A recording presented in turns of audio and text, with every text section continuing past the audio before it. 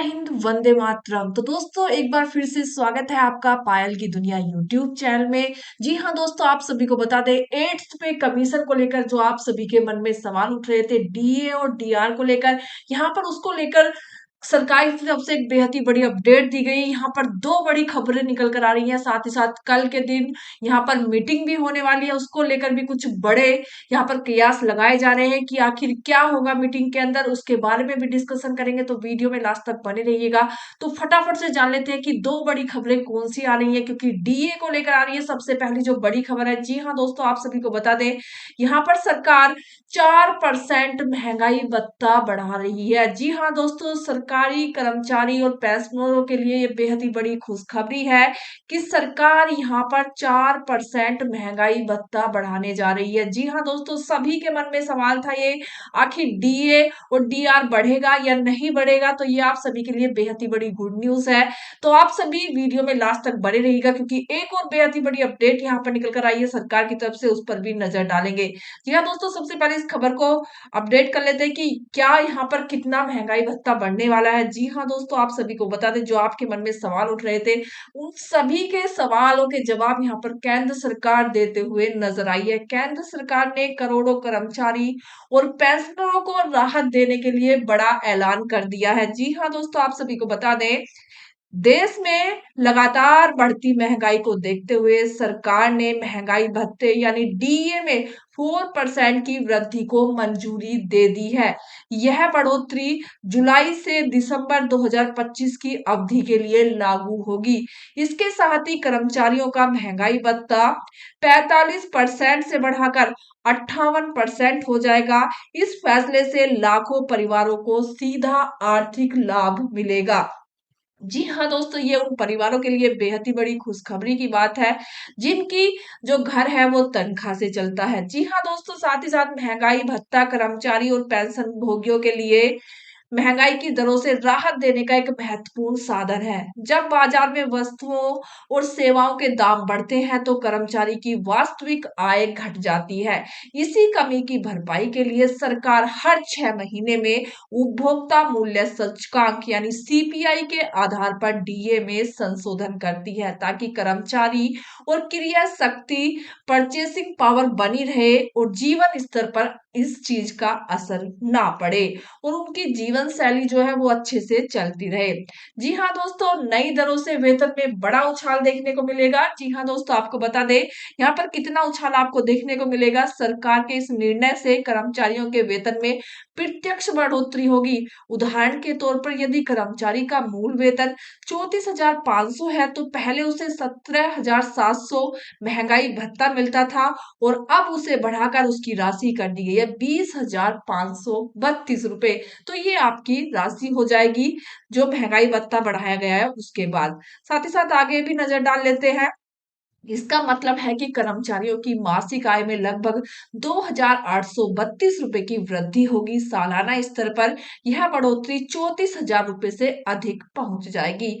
यह अतिरिक्त आय परिवार की बजट को संतुलित करने में भी मदद करेगी। साथ ही साथ पेंशनरों को भी इसका सीधा सीधा फायदा मिलेगा। जैसा कि बोला जा रहा था कि पेंशनरों को कोई फायदा नहीं मिलेगा, लेकिन यहाँ पर सरकार ने स्पष्ट कर दिया है, केंद्र सरकार ने स्पष्ट कर दिया है कि जो महंगाई भत्ता बढ़ेगा वो पेंशनरों को भी दिया जाएगा। पेंशन भोगी भी इसका सीधा सीधा लाभ उठा पाएंगे।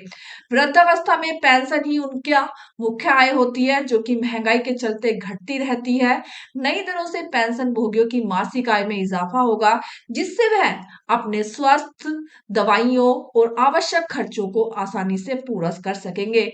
यह फैसला वरिष्ठ नागरिक और उनके परिवार की राहत के लिए सांस लेकर आया है। जी हाँ दोस्तों, सरकार ने ये जो फैसला किया है केंद्र सरकार ने, उसको लेकर यहाँ पर पेंशनरों के लिए काफी राहत भरी सांस है ये। वहीं पर अर्थव्यवस्था को भी मिलेगा सीधा सीधा बल। जी हाँ दोस्तों, डीए वृद्धि से न केवल कर्मचारी बल्कि देश की अर्थव्यवस्था को भी गति मिलेगी। जी हाँ, आपको बता दें लाखों लोगों की आय बढ़ने से बाजार में भी बढ़ोतरी होगी, जिससे स्थानीय व्यवसाय, छोटे व्यापारी और सेवा क्षेत्र को सीधा सीधा लाभ होगा। विशेषज्ञों का कहना है कि यह कदम ग्रामीण और शहरी दोनों क्षेत्रों में रोजगार और उत्पादन के नए अवसर भी पैदा करेगा। सरकार का यह निर्णय घरेलू खपत को बढ़ावा देगा और आर्थिक विकास में योगदान भी देगा। यानी इससे जो अर्थव्यवस्था है देश की उसमें भी सुधार आएगा। अगर डीए बढ़ता है तो अर्थव्यवस्था में भी काफी ज्यादा सुधार देखने को मिलेगा। वहीं पर महिलाओं और दिव्यांग कर्मचारियों पर विशेष प्रभाव पड़ेगा। महंगाई भत्ते की यह वृद्धि महिला कर्मचारियों और दिव्यांग कर्मचारियों के लिए विशेष रूप से राहत भरी होगी। महिला कर्मचारी को बच्चे की शिक्षा और स्वास्थ्य पर आर्थिक खर्च करना पड़ता है, वहीं दिव्यांग कर्मचारियों को विशेष उपकरणों और सेवाओं की जरूरत होती है। बढ़ा हुआ डीए इन जरूरतों को पूरा करने में उनकी मदद करेगा, जिसके उनकी जीवन स्तर में भी सुधार देखने को मिलेगा। वहीं पर 8वें वेतन आयोग से जुड़ी हुई उम्मीदें क्या है सभी की, ये भी जान लेते हैं। सबसे पहले केंद्र सरकार फिलहाल 8वें वेतन आयोग की तैयारी में जुट चुकी है। यह आयोग जनवरी 2026 से लागू हो सकता है, ऐसा माना जा रहा है। ऐसे में डीए वृद्धि आने वाले वेतन सुधार की दिशा में एक सकारात्मक संकेत मानी जा रही है। सरकार का लक्ष्य है कि कर्मचारी की आय महंगाई के साथ तालमेल बना रहे और उनकी दीर्घकालीन आर्थिक सुरक्षा सुनीति चुनी जाए। यानी जो उनकी आर्थिक स्थिति है उसमें भी इससे सुधार आएगा। साथ ही साथ ये जो दिन प्रतिदिन महंगाई भत्ता बढ़ता जा रहा है इसमें भी उनको काफी ज्यादा फायदा मिलेगा। वहीं पर अगली जो बड़ी खबर है, 8वां वेतन 1 जनवरी 2026 से तो लागू होगा ही होगा, लेकिन कर्मचारियों की सैलरी बढ़कर कब मिलेगी जान लेते हैं ये भी। जी हाँ दोस्तों, केंद्र सरकार के कर्मचारियों के लिए राहत बड़ी खबर सामने आई है निकलकर। जी हाँ दोस्तों, आप सभी को बता दें सरकार ने 8वें वेतन आयोग की प्रक्रिया औपचारिक रूप से शुरू कर दी है। साथ ही साथ टर्म्स और रेफरेंस जारी भी कर दिया है। इससे कर्मचारी वर्ग में उम्मीद तो बढ़ी है, लेकिन आने वाले वर्षों में उनके वेतन भत्तों और पेंशन में भी बढ़ोतरी हो सकती है। नियमों के अनुसार आयोग को अपनी रिपोर्ट 18 महीने के अंदर यानी 27 अप्रैल तक सौंपनी होगी। इसके बाद रिपोर्ट लेबर मंत्रालय, वित्त मंत्रालय और कैबिनेट से मंजूरी लेकर लागू की जाएगी। ऐसे में संभावना जताई जा रही है कि 8वां वेतन आयोग साल 2027 की दिवाली तक लागू हो जाएगा। यानी ये जो अगले 2027 की दिवाली आ गई, ये आपके लिए धमाकेदार हो सकती है। यानी आपके लिए ये दिवाली खुशियों भरी हो सकती है। साथ ही साथ और भी जान लेते हैं यहाँ पर रिपोर्ट कब तक सौंपी जाएगी। तो आपने देखा ही होगा सरकार की तरफ से नोटिफिकेशन जारी कर दिया है कि 18 महीने के अंदर अंदर रिपोर्ट तैयार कर सौंपी जाएगी। रिपोर्ट की अंतिम समय सीमा जो होगी वो अप्रैल 2027 होगी और इसके बाद सरकार इस पर विचार करेगी और मंजूरी मिलने के बाद नया वेतन ढांचा लागू किया जाएगा। कर्मचारी की सैलरी कितनी बढ़ सकती है ये भी जान लेते हैं।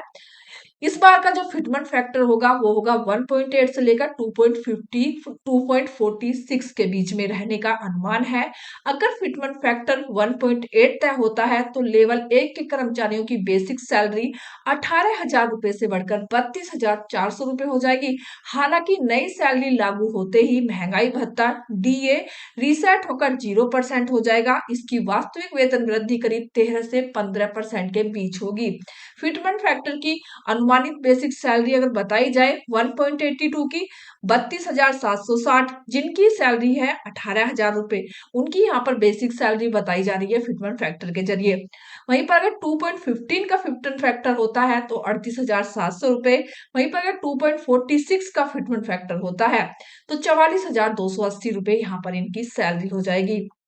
वहीं पर सिर्फ वेतन ही नहीं, कई अन्य लाभ भी दिए जाएंगे। 8वां वेतन आयोग सिर्फ वेतन बढ़ोतरी तक सीमित नहीं रहेगा। इसके तहत bonus, gratuity pension, retirement benefits और परफॉर्मेंस लिंक्ड इंसेंटिव यानी पीएलआई जैसे लाभों को भी समीक्षा दी जाएगी। पिछली बार 2016 में 7वां वेतन आयोग लागू हुआ था, जिसमें औसतन 14 से 16% तक का वेतन बढ़ाया गया था। इस बार भी कर्मचारियों की बड़ी राहत मिलने की उम्मीद जताई जा रही है। तो फ्रेंड्स, ये दो बड़ी खबरें थी जो कि आपके लिए लेकर आई हूं मैं। तो आपको मेरी वीडियो कैसी लगी प्लीज कमेंट कीजिएगा, वीडियो को लाइक कीजिएगा, शेयर कीजिएगा। जय हिंद, वंदे मातरम।